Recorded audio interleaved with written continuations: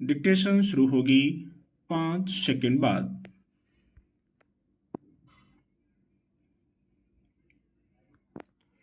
हम सब एक अजीब सी हड़बड़ी में रहने लगे हैं। हमारे पास न ठीक से सोने का वक्त है न खाने का। किसी नजदीकी की बीमारी की खबर सुनकर भी हमारे पास इतना वक्त नहीं होता कि जाकर उसे हौसला दें, जरा सहानुभूति जता आए या उसकी कुछ मदद कर दें।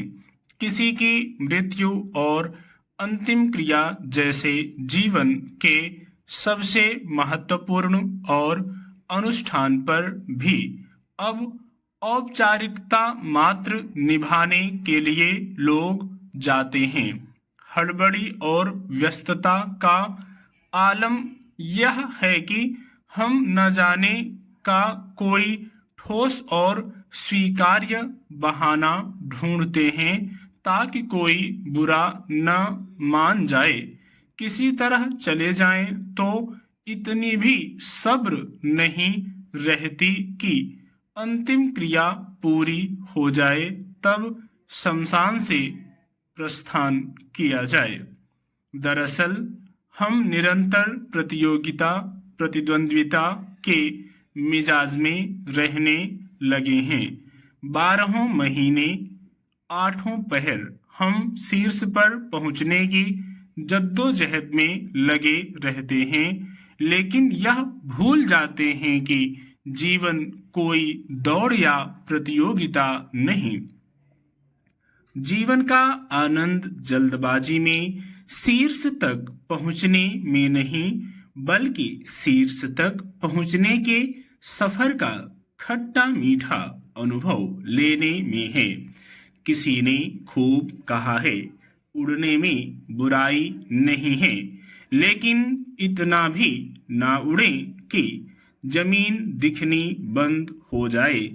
जिंदगी के सफर को इसी मानसिकता के साथ तय करना चाहिए कि उम्मीद के काफिले पर सवार होकर हम चले भी जा रहे हैं तो क्या हुआ। अगर मंजिल ने कदम चूमने से इनकार कर दिया तो, लेकिन इस बेहतरीन सफर की अच्छी यादें तो साथ ले जा रहे हैं। इस सफर में हम कई बार लड़खड़ा भी सकते हैं, कई बार रुकेंगे और थकेंगे भी, और अक्सर परेशान भी होंगे, मगर यही तो जिंदगी है। यूं भी आसान चीजों में वह सुख कहाँ है जो कठोर मेहनत से हासिल की हुई चीजों में है। इसीलिए मेहनत के फल को मीठा कहा गया है। यह याद रखना चाहिए कि हमारा शीर्ष कभी भी हमारे मित्र, रिश्तेदार या पड़ोसी जैसा नहीं हो सकता।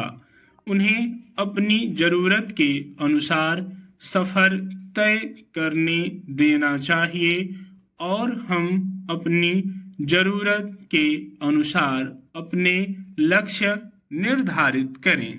फिर इन लक्ष्यों को हासिल करने का सफर तय करना चाहिए।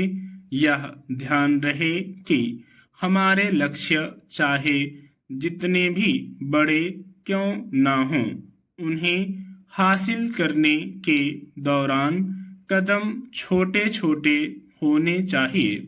हाँ, इस सफर में निरंतरता होनी चाहिए। निरंतरता का अर्थ यह कतई नहीं कि यात्रा अनवरत चलती ही रहे।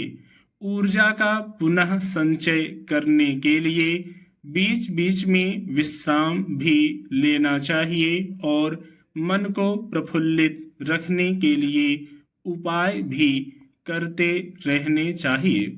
हमेशा स्वयं को निखारते रहना बेहद जरूरी है।